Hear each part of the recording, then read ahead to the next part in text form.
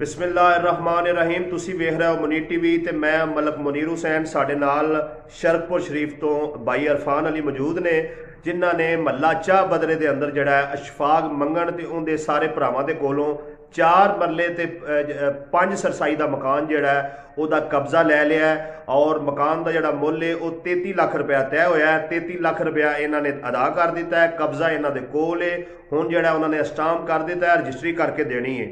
भाई इरफान अली का जड़ा वो सारे अहले इलाका के अगे ये अपना मामला रखने का मकसद ये वे कि अगर इस मकान के अंदर किसी भी बंदे का अशफाक मंगण के नाल लैन देन है वे तो असी इस वीडियो के नाल जड़ा इन्हां दा नंबर शेयर कर रहे हैं और नाल बोल के भी दस देंगे। जरा अपना नंबर दसिया जी।